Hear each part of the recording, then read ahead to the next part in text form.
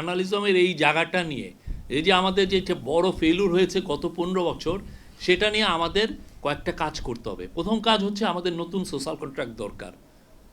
আমাদের এডিটররা, আমাদের বিভিন্ন পত্রিকা, তারা যে যে ইডিওলজিক্যাল পজিশনে থাকেন না কেন, আমাদের পলিটিক্যাল পার্টিগুলোর সাথে, আমাদের যারা সিভিল, সবার সাথে মিলে we need a new social contract.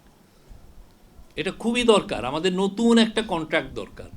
আমরা ওই আগের contract that has fail, that has broken, ওটা নাই। আমাদের নিজেদের ফেইলুরের কারণে আমরা ট্রাস্টটা হারিয়েছি অনেকের কাছে। আমরা চাই ট্রাস্টটা আবার ফিরে আনতে, এবং ট্রাস্টটা ফিরে আনতে হলে সমস্ত পার্টি, যারা যে সমস্ত পার্টিগুলো আপনার জার্নালিজম দ্বারা অ্যাফেক্টেড হয়েছে, সবাইকে আনেন, এক টেবিলে বসেন, বেশি আমরা নতুন শুরু করি। তাকে ট্রাস্টে আনতে হবে। আর যদি আপনি ট্রাস্টে না আনেন, অন্তর্বর্তীকালীন সরকার চলে যাবে ঠিকই, নতুন গভর্নমেন্ট এসে আপনার জার্নালিজমটা কিন্তু আবার ধরবে, বলবে যে এই যে সেই সময় স্বৈরাচারের দোষর ছিল, এই কাজগুলো করেছে, এখন সে আমার এগেনস্টে আবার লিখছে। সবাই মিলে এটা একটা নতুন একটা সোশ্যাল কন্ট্রাক্ট আমাদের দরকার, এটা খুবই দরকার। আমি মনে করছি যে কয়েকটা বিষয়ে আমাদের খুবই খুবই ইম্পর্টেন্ট। এটা একটা নতুন সোশ্যাল কন্ট্রাক্ট। আমাদের জার্নালিজমের নিউ ইকোনমিক মডেল দরকার।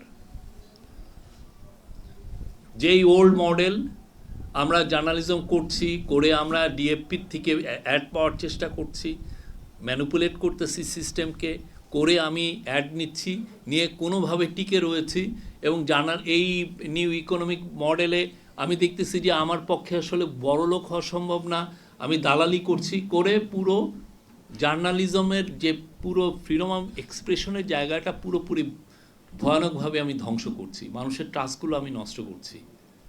আমাদের নতুন ইকোনমিক মডেল দরকার, যেখানে কপিরাইট প্রোটেক্টেড হবে, যেখানে জার্নালিস্টদের বেতনটা প্রোটেক্টেড হবে। আমরা যে জার্নালিজম করছি সেটা সাস্টেইনেবল না, সেখানে 2-3টা লোক বেনিফিটেড হচ্ছেন, ইউনিয়নের লিডারগুলো বেনিফিটেড হচ্ছেন, দালাল এডিটররা বেনিফিটেড হচ্ছেন, বা যারা দালালির রেসে 2-1জন এগিয়ে থাকতে পারছেন তারা বেনিফিটেড হচ্ছেন, আর বাকি বিশাল গ্রুপ খুবই দিন আনতে পান্তা ফুরনের মতো অবস্থা, তাদের সংসার চলছেই না। এই জায়গাটা তো ঠিক না। আমি যদি ট্যালেন্ট থাকে, আমি যদি উঠতে পারি, আমি যদি এই ল্যাডার ধরে মই ধরে আমি যেন উঠতে পারি একের পর এক, তো সেই মডেলটা তো ব্রোকেন। এই একটা দুষ্ট চক্রে আটকে গিয়েছিল। We need a new economic model. Honestly এই বিষয়টা আমাদের সবাই নতুন করে ভাবতে হবে আমরা কি করছি। আরেকটা হচ্ছে যে আমাদের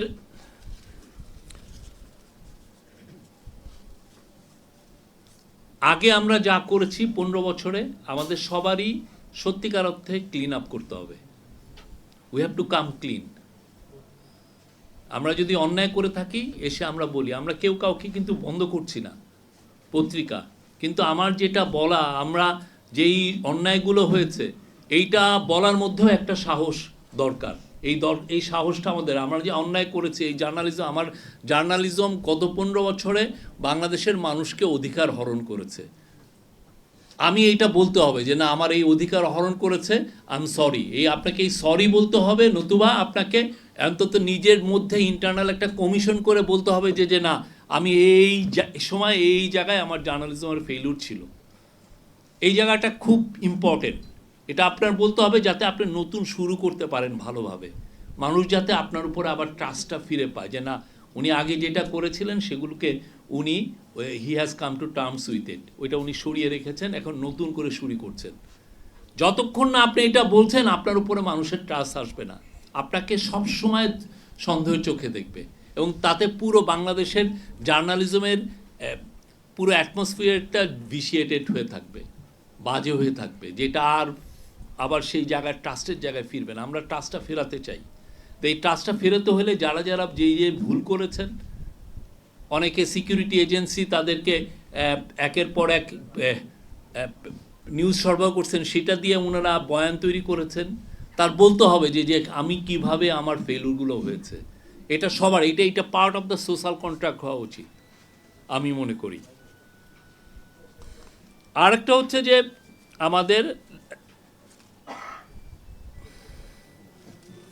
সাংবাদিকদের সত্যিকার অর্থে এটা বাইরে অলরেডি সব জায়গায় প্র্যাকটিস করতেছে, সেটা হচ্ছে যে সোশ্যাল মিডিয়া গাইড প্রত্যেকটা নিউজ পেপারে লাগবে, প্রত্যেকটা মিডিয়ার লাগবে। আপনার সাংবাদিক কি লিখছেন, আপনার সাংবাদিক যেটা লিখছেন সেটা কি আপনি কি ওন করেন কিনা, আপনার সাংবাদিক যে মতামত দিচ্ছেন সেটা কি আসলে নিউজ পেপারের মতামত কিনা, এই তফাৎটা কোন জায়গায় শুরু। আপনি আমাকে সমানে ক্রিটিসাইজ করছেন ইয়েতে, তখন তো আমার তো নিশ্চিত আমার ধারণা যে আপনি যখন ক্রিটিসাইজ করছেন আপনার যে জার্নালিজমটা হবে সোশ্যাল মিডিয়াতে, আপনি যে আমাকে যেই ধরনের ক্রিটিসাইজ করছেন অন্যায়ভাবে, আমি তো ধরে নিতে পারি আপনার জার্নালিজমটাও সেই রকমই হবে। আপনার চিন্তাটাই হচ্ছে যে আপনি আমার এগেনস্টে এই রিপোর্টগুলো করবেন। এই জায়গাটা খুব ইম্পর্টেন্ট। আমরা দেখছি যে অনেকে বলে যে না ওইটা তো আমার ব্যক্তিগত স্পেস। আসলে কতটুক ব্যক্তিগত স্পেস আর কতটুক মানে ইয়ের স্পেস, এটা তো আপনার দেখতে হবে। এই জায়গাটা আমার মনে হয় বিদেশে সব জায়গায় এই সোশ্যাল মিডিয়া গাইডলাইন আছে। আমরা মনে করি আমাদের দেশেও প্রত্যেকটা পত্রিকা নিজ নিজভাবে সোশ্যাল মিডিয়া গাইডলাইন দেওয়া উচিত, যাতে জার্নালিজমে নিউট্রালিটি আসে।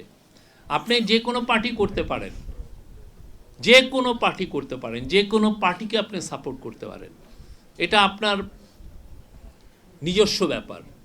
আপনি যে কোনো ধর্মে বিলং করতে পারেন, আপনি যে কোনো কিছুতে। কিন্তু আপনি যখন জার্নালিজমটা করতেছেন তখন তো জার্নালিজম তো ফ্যাক্ট বেস হওয়া উচিত। কিন্তু দেখা যায় যে জার্নালিজমটা ফ্যাক্ট বেস না হচ্ছে, আপনি যেটা সোশ্যাল মিডিয়াতে অপিনিয়ন দিচ্ছেন সেটারই রিফ্লেকশন হচ্ছে। তখন তো যেটা হচ্ছে যারা আপনার দ্বারা অ্যাফেক্টেড হচ্ছে, যেই গোষ্ঠীগুলো আপনার জানেন, তারা তো বলবে যে না আপনি অপিনিয়নেটেড, আপনার জার্নালিজমের মধ্যে অনেক সমস্যা আছে, আপনার চিন্তায় হচ্ছে যে আপনি আমাকে টার্গেট করা, আপনার এইটা। তখন হয় কি এই ট্রাস্টের জায়গাটা নষ্ট হয়ে যায়, জার্নালিজম থাকে না। আমরা 9 মাস পার করেছি, আমরা 9 মাসে এই প্রশ্নগুলো কিন্তু উত্তর খুঁজি নাই। আমাদের অনেক, আমরা বললাম আমরা 16 ধাপ এগিয়েছি, বাট আমার তো মনে হয় আমাদের 100 ধাপ এগোনো উচিত ছিল। আমরা যেই পরিমাণ, আমরা সবাইকে, বিদেশি যারা মিডিয়া রাইটস, মিডিয়া ফ্রিডম নিয়ে কাজ করেন, আমরা সবাইকে আহ্বান করি, আসেন আপনারা এসে নিজেরা দেখে যান যে আমরা কারো মুখ বন্ধ করছি কিনা, কারো ফ্রিডম অফ স্পিচে আঘাত করছি কিনা, কাউকে বলছি, কাউকে মানে ইডিওলজিক্যাল কারণে কাউকে প্রসিকিউট করছি কিনা। আমরা চেষ্টা করছি জার্নালিস্টদের জন্য জার্নালিজম করাটা সেফ করা, এটা আমাদের দায়িত্ব। আমরা আবারও বলি, কেউ যদি অ্যাফেক্টেড হন, কারো এগেনস্টে যদি থ্রেট থাকে, কারো এগেনস্টে কোনো ধরনের কোনো আপনাদের কোনো যদি কেউ অ্যাটাকের শিকার হন, আমাদেরকে জানাবেন, আমরা দ্রুত ব্যবস্থা নিব প্রত্যেকটা বিষয়ে।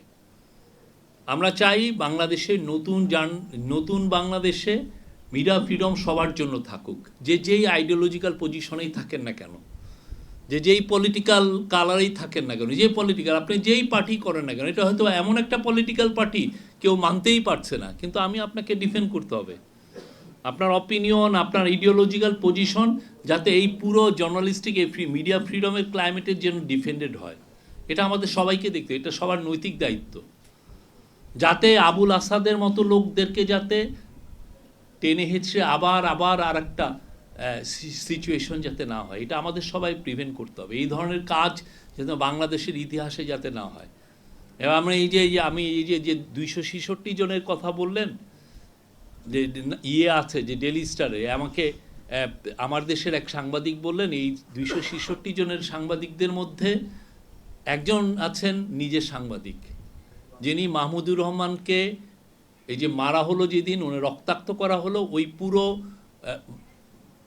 ওইটা লিড দিয়েছিলেন সেই সাংবাদিক। তো এই জিনিস, এই চিত্র তো দেখছি। আমি চিটাগাঙে গিয়েছিলাম, সেখানে শুনলাম যে ওইখানে সাংবাদিকরা প্রোটেস্টারকে ধরে পুলিশের হাতে দিয়ে দিয়েছে। এখন যদি ওইখানে ওইখানের প্রোটেস্টাররা বলে যে আমরা যে সমস্ত সংবাদপত্রে এই কাজগুলো হয়েছে সেগুলোর দিকে মার্চ করব, আপনি কি করবেন? তো আমরা এই জন্য উই নিড, এগেন আমি বলছি, আমরা একটা নতুন সোশ্যাল কন্ট্রাক্ট দরকার সাংবাদিকদের জন্য। Thank you very much.